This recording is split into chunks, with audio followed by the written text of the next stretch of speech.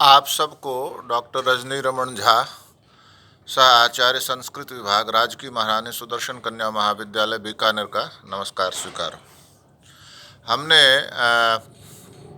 कुमार संभव के 35 श्लोकों का, प्रथम सर्ग के 35 श्लोकों का अध्ययन कर लिया। अब हम 36वें श्लोक पर चलते हैं। जैसा कि आपको मालूम है कि इसमें पार्वती के रूप सौंदर्य का वर्णन चल रहा है। तो कहते हैं कि नागेंद्र हस्ता त्वची कर्कशत्वादेकांत शैत्यात् कदली विशेषाः लब्ध्वापि लोके परिणाहि रूपम जातास्तदूर्वो रूपमान बाह्याः। यानी कि नागेंद्र हस्ता, जो नागेंद्र गजराज है, गजराज की जो सूंड होती है, सूंड को हाथी का हाथ माना जाता है नागेंद्र।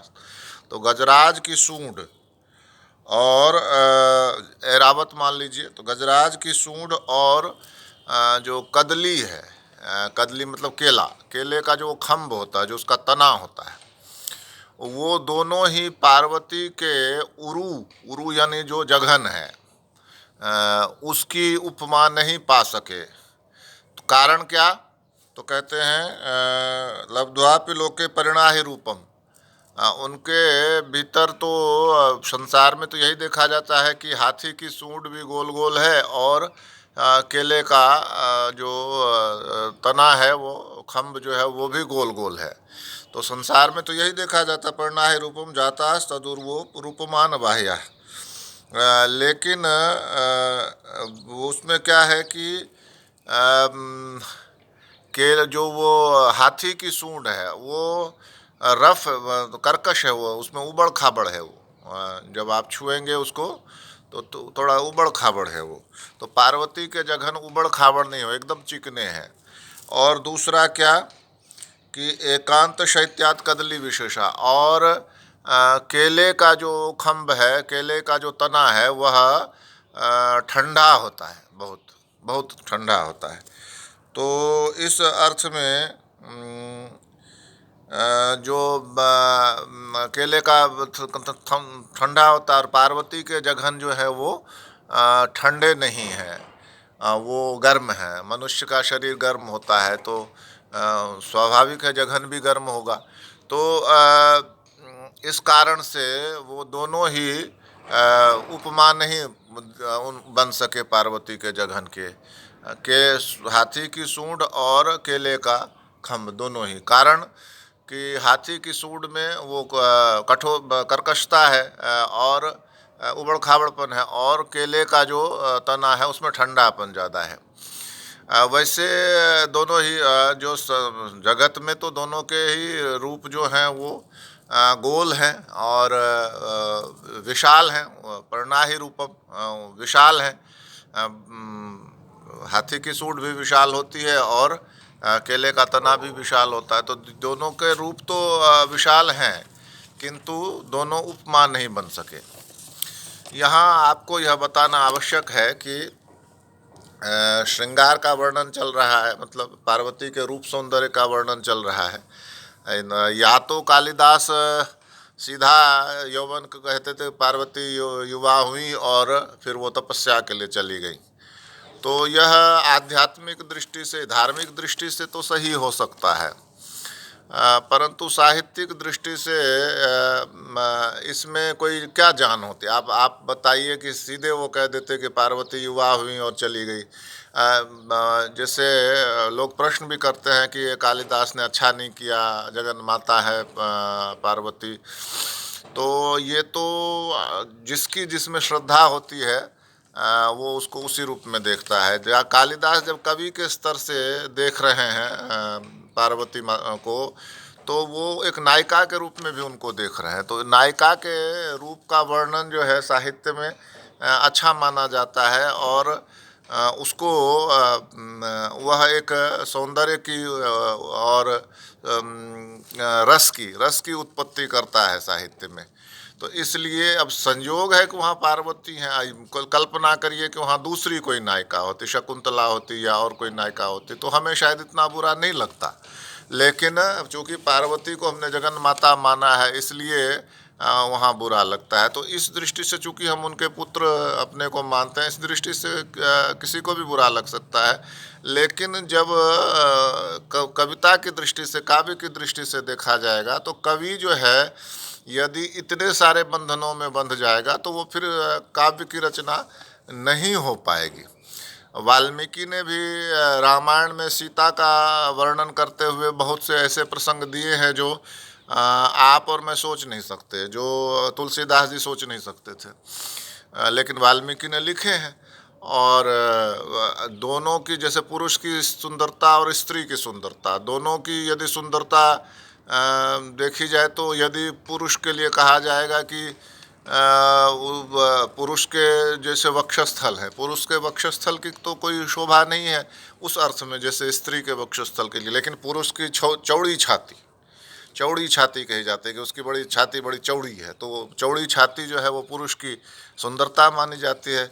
विशाल भुजाएं उसकी सुंदरता मानी जाती है, उसकी भी बड़ी बड़ी आँखें होती हैं, उसके घुंघराले बाल होंगे तो वो सुंदरता मानी जाती है। सिंह की तरह चलता है वो उसकी सुंदरता मानी जाती है। लेकिन अगर स्त्री की सुंदरता पुरुष के साथ जोड़ने लगेंगे और पुरुष की सुंदरता स्त्री के साथ जोड़ने लगेंगे तो वो बहुत ही अजीब सा हो जाएगा, उसमें कुछ सौंदर्य बचेगा नहीं। जैसे मैं ये कहूँ कि वो जो स्त्री है वो उसकी छाती बड़ी चौड़ी है, उसकी भुजाएं बड़ी विशाल हैं और वो बिल्कुल कंधे बड़े चौड़े हैं उसके, तो कहीं से भी उसकी सुंदरता नहीं दिखाई देगी, बल्कि वो एक भयानक सा रूप दिखाई देगा। किसी भी स्त्री का ऐसा रूप बड़ा भयानक दिखाई देगा। तो इसलिए कवि को यह सब भी देखना पड़ता है।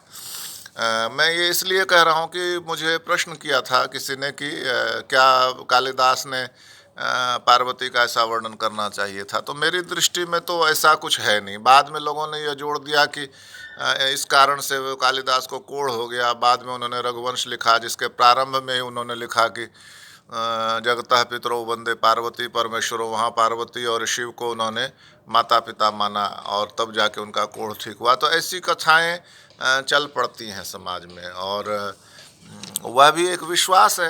अब क्या सच्चाई है वो तो कालिदास ही बता सकते हैं क्या हुआ था। मेरी दृष्टि में तो इसको इस रूप में देखना चाहिए कि एक कवि है, एक नायिका का वर्णन कर रहा है। धीरे धीरे नायिका से उठ के वो देवी भी हो जाएंगी आगे चल के। साधारण मनुष्य से जैसे पहले वो एक साधारण मनुष्य की तरह ही व्यवहार कर रही थी ना, वो अपने रूप से भगवान शिव को लुभाना चाहती थी। कामदेव भी आया और उस कामदेव ने भी प्रहार किया उन पर।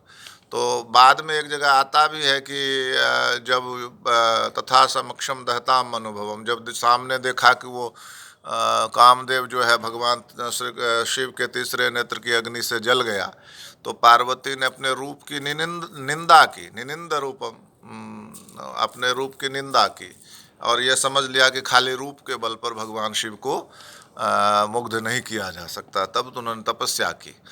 तो यह कालिदास यही तो दिखाना चाहते हैं कि कैसे व्यक्ति जो है आध्यात्मिक रूप से ऊपर उठता है। यही दिखाना समूचे उनके सभी ग्रंथों में यही बात रहती है। अभिज्ञान शाकुंतलम में भी वही बात है। प्रारंभ में दुष्यंत और शकुंतला विवाह कर लेते हैं, गंधर्व विवाह, बाद में दोनों को अलग होना पड़ता है, फिर दोनों तपते हैं और फिर बहुत ऊंचाई पर जाते हैं वो दोनों। एक श्रेष्ठ जो प्रेम का आदर्श होना चाहिए वह उसमें दिखाई पड़ता है। उसी तरह से यहाँ भी जो पहले की पार्वती हैं वो एक मानुषी की तरह व्यवहार कर रही हैं, एक साधारण महिला की तरह व्यवहार कर रही हैं नायिका। लेकिन धीरे धीरे वो अपने उनका जो है आत्मोन्नयन होता है और वो धीरे धीरे देवी के रूप में बदल जाती हैं। तो यही तो विशेषता है काव्य की और कवि की, जो ऊपर उठा रहा है वो उसको। और हाँ, शुरू से ही हम यह मान के चलें कि वो परमेश्वर हैं और वो जगन माता हैं, तो फिर ऐसा साहित्य नहीं लिखा जाएगा, फिर वो कोई धार्मिक ग्रंथ हो सकता है, वो धार्मिक ग्रंथ जो बन के रह जाएगा।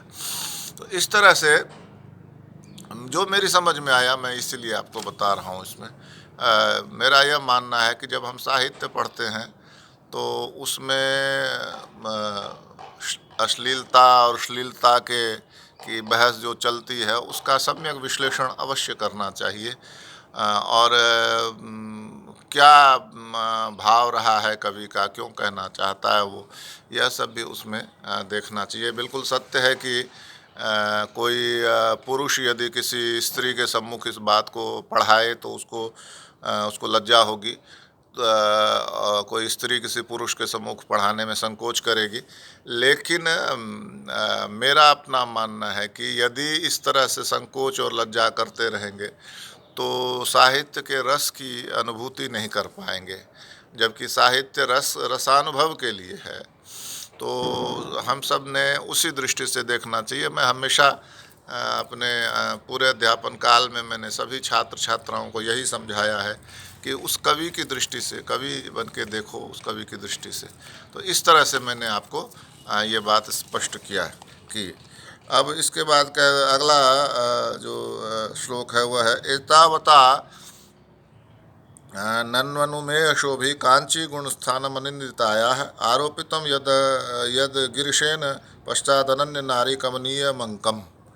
कि वो जो कांची गुण स्थान, कांची जो कमर में जो मेखला पहनते हैं, जो कमर की डोरी होती है उसको, तो उसका जो गुण है कांची के, मतलब मेखला के गुण की, मतलब उसकी जो डोरी है उसका जो स्थान है वो कहाँ पर है, तो कमर और नितंब दोनों को मानते हैं। मेखला जो होती थी वो मेखला खाली कमर में जैसे बेल्ट है उस तरह की नहीं होती थी, वो थोड़ी सी नीचे नितंबों तक जाती थी। आप देखेंगे पुराने नायिकाओं के चित्र यदि आप देखेंगे तो उसने कमर के ऊपर एक वो अपने साड़ी हो या जो भी कपड़ा हो उसके ऊपर वो मेखला पहनी होती, तो मेखला जो है वह थोड़ी नीचे की ओर नितंबों तक जाती है। तो इसलिए कांची गुण स्थान का अर्थ हुआ कि नितंब। तो पार्वती के जो नितंब हैं वो बड़े भाग्यशाली हैं। तो कहते हैं कैसे, तो कहते हैं कि वे उसकी उसकी शोभा, जिस स्थान पर वो बैठी हैं वो बड़े भाग्यशाली हैं कि उसकी शोभा कितनी है। वो कहाँ बैठी हैं कि तो पश्चात अनन्य नारी कमनीय मंकम, कि वो जो तपस्या करने गई और तपस्या के बाद भगवान शिव ने उनको स्वीकार कर लिया, उनका भगवान शिव से विवाह हुआ। और उसके बाद वो कहाँ बैठी, तो नितंब वो बैठी भगवान शिव की गोद में। तो वही कहते हैं कि ये जो अनिंदिता रूप वाली पार्वती थी, उनके नितंबों की यह शोभा है कि उस शोभा का अनुमान लगा सकते हैं कि जो उनकी तपस्या के पश्चात जो गिरीश मतलब भगवान शिव के द्वारा अपने अंक में, अपनी गोद में आरोपित की गई। तो उस नितंबों का सौभाग्य देखो, वो भगवान शिव की गोद में बैठे। और वो भगवान शिव की गोद कैसी थी, तो अनन्य नारी कमनीय मंकम। दूसरी किसी सुंदर स्त्री के लिए वह गोद नहीं थी। यानी भगवान शिव जो थे वो एकमात्र पार्वती को ही उन्होंने पत्नी स्वीकार किया। ये देखो कितनी कैसी शैली में कालिदास ने ये बात कही कि एक तरफ तो उन्होंने श्रृंगार का भी वर्णन कर दिया कि पार्वती के नितंब जो हैं वो कितने भाग्यशाली हैं कि भगवान तपस्या के पश्चात भगवान शिव की गोद में बैठे। और दूसरी बात वहाँ उन्होंने कालिदास ने यह कह दी कि किसी दूसरी स्त्री को वहाँ नहीं बिठाया गया, यानी कि भगवान शिव एकमात्र पार्वती के प्रति ही प्रेमी बने रहे, उनके ही पति बने रहे। और इस तरह से उन्होंने एक विवाह का आदर्श प्रस्तुत किया। उससे पहले वाली पत्नी जो उनकी सती थी वही पार्वती बन के पैदा हुई थी, तो वो मर गई। तो इसलिए तब भी और या अब भी दोनों ही स्थितियों में भगवान शिव ने जो है वो एकमात्र स्त्री को ग्रहण किया उनके अपने अंक में, अपनी गोद में।